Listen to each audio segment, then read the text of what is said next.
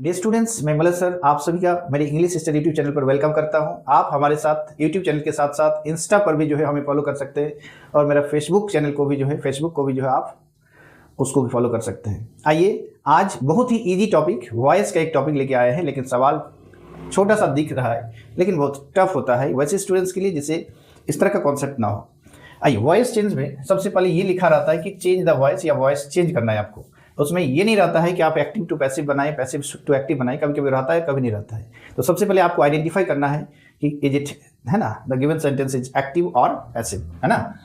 तो पैसिव का पहचान होता है, पैसिव का पहचान है बी फॉर्म प्लस वर्ब का थर्ड फॉर्म। तो बी फॉर्म क्या है? बी फॉर्म वर्ब के 5 घरों में 8 टुकड़ों में बटा हुआ है। देखिए, वर्ब का फर्स्ट फॉर्म में am are be, V2 was were, V3 में बीन, V4 बीइंग और V5 इज। यानी इन 8 टुकड़ों के बाद, ये 8 हिस्सों के बाद अगर वर्ब का थर्ड फॉर्म हो तो समझ जाइए वो पैसिव स्ट्रक्चर है। इस सेंटेंस में देख पा रहे हैं ना हमारा बी फॉर्म है ना हमारा V3 है, यानी ये सेंटेंस एक्टिव है।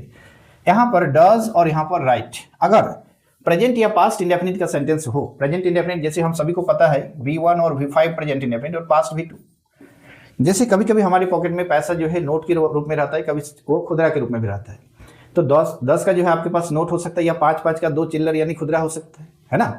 तो हमारा जो खुदरा मूल्य है वो इस तरह से V1, V5 और V2 को बांटा हुआ होता है। जैसे V1 लिखना है तो आप खुदरा करेंगे तो डू प्लस V1, V5 को आप खुदरा में बांटेंगे तो डज प्लस V1 और V2 को बांटेंगे तो डिड प्लस V1, है ना। कभी ये अपने मेन फॉर्म में आ जाता है V1, V2, V5 में, और कभी ये बढ़ जाता है ऑक्सिलरी वर्ब और मेन वर्ब में। बाकी इन तीनों को अगर छोड़ दे तो ऑलरेडी बटा हुआ रहता है, वो कभी एक साथ सिमटने वाला नहीं होता है। तो जब भी हम वॉइस चेंज करेंगे तो दोनों को मिला के हम देखेंगे हमारा टोटल कितना जो है, कितना का पैसा है या नोट है।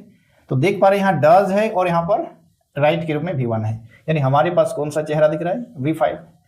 अब हमें जब पैसिव बनाना है तो दोनों जगह पर, मान लीजिए 2 5 मिला के 10 होगा, तो 10 रुपए का कोई सामान लेंगे तो 1 5 का सिक्का दीजिए कि दोनों देना है, तो दोनों देना है। तो क्या करेंगे हम, V5 हमारा टोटल है लेकिन बांटा हुआ है, तो इस जगह पर हम बी फॉर्म और इस जगह पर थर्ड फॉर्म देंगे। तो V5 का क्या आता है? इज, और इज के साथी के रूप में कौन कौन आता है? एम और आर। और थर्ड फॉर्म राइट का क्या होगा? रिटन होगा। एक्टिव टू पैसिव में क्या होता है? सब्जेक्ट जाता है, ऑब्जेक्ट आता है। तो जाने वाला बंदा बाई करेगा और सी का हर हो जाएगा। कोई है नहीं ऑब्जेक्ट में, तो आने वाला बंदा का जगह यहाँ था, कोई है नहीं, छोड़ दीजिए। WH वर्ड जो है उसी को उतार देते हैं, व्हाट। अब इधर से कोई ऑब्जेक्ट आता तो यहाँ से भर लेता। अब कोई है ही नहीं तो व्हाट अपने अकॉर्डिंग एक सिंगुलर वर्ब को चूज कर लेगा, जो क्या होगा? आर तो कभी होगा नहीं, आई छोड़कर किसी में एम लगता नहीं, यानी इज। तो हमारा जो ये सेंटेंस एक्टिव टू पैसिव बना, तो सही आंसर क्या होगा? What is written by